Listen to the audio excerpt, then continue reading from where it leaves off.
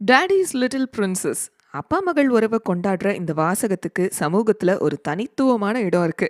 ஆனா இந்த பாசத்தின் பின்னாடி பேசப்படாத ஒரு இருண்ட பக்கம் இருக்கு. சமீபத்துல நடந்த 3 சம்பவங்களை இதுக்கு நாம எடுத்துக்காட்டா சொல்லலாம். மகாராஷ்டிராவுல நீட் தேர்வுல மதிப்பெண் குறைஞ்சதால அப்பா ஒருத்தர் தன் மகளை அடிச்சு கொண்டிருக்காரு.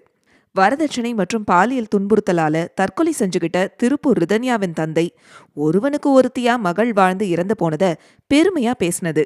டெல்லி குருகாவ்ல டென்னிஸ் விளையாட்டுல வெற்றிகரமா செயல்பட்ட 26 வயது ராதிகாவின் வளர்ச்சியை பொறுக்க முடியாம அவதூறு பேசின பக்கத்து ஊர்க்காரங்களின் பேச்ச கேட்டு அவங்க அப்பாவே அவரை துப்பாக்கியால சுட்டு கொன்னது. இந்த கொடூரங்களுக்கு பின்னாடி இருக்கிறது ஒரே மனநிலைதான். நான் கிழிச்ச கோட்டை தாண்டும் அதிகாரம் உனக்கு இல்ல, நீ இந்த குடும்பத்தின் சொத்து, கௌரவம், எல்லாத்துக்கும் மேல நீ ஒரு ஆணின் உடைமை பொருள். இப்படித்தான் நம்முடைய சமூகத்துல பெண் குழந்தைகள் வளர்க்கப்படுறாங்க. இந்த சம்பவங்கள் ஆழமான ஆணாதிக்க சமூகங்களின் வெளிப்பாடு. ஒரு பெண்ணின் செயல்கள் அவளை சுற்றி இருக்கக்கூடிய ஆண்களின் கௌரவத்தையே காட்டுது அப்படிங்கிற நம்பிக்கை இங்க ஆழமா இருக்கு. ஏற்பாட்டு திருமணத்தை மறுக்கிறது, சாதி மறுத்து காதலிக்கிறது, பாலியல் வன்கொடுமை இல்லனா வன்புணர்ச்சிக்கு ஆளாகிறது, திருமணம் தாண்டிய உறவு போன்ற காரணங்களால இதுவரைக்கும் ஆணவ கொலைகள் நடந்துட்டு வந்துச்சு. ஆனா சமீப காலமா டிக்டாக்ல ரீல் போடுறது, விரும்பிய உடைகளை போட்டுக்கிறது, இந்த மாதிரி அற்ப காரணங்களுக்காகவும் கொலைகள் நடக்கிறது தான் கொடுமையிலும் கொடுமை.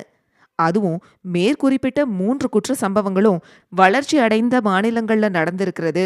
இந்தியாவின் முன்னேற்றம் இன்னும் வெளித்தோற்றத்துல மட்டுமே இருக்கு அப்படிங்கறத உறுதிப்படுத்துது. யுனைடெட் நேஷன்ஸ் பாப்புலேஷன் ஃபண்ட் ஆய்வின்படி ஆண்டுக்கு 5000க்கும் மேற்பட்ட பெண்கள் ஆணவ கொலை செய்யப்படுறாங்க. ஆனா இது உண்மையான எண்ணிக்கை கிடையாது.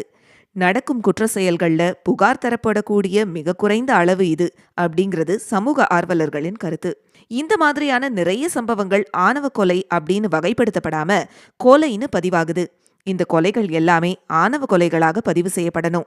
அதுக்குன்னு தனி சட்டம் இயற்றப்படணும். அப்பதான் இந்த மாதிரியான குற்ற சம்பவங்கள் எதிர்காலங்கள்ல நடக்காம தடுப்பதற்கான சரியான தீர்வுகளை நாம எடுக்க முடியும்.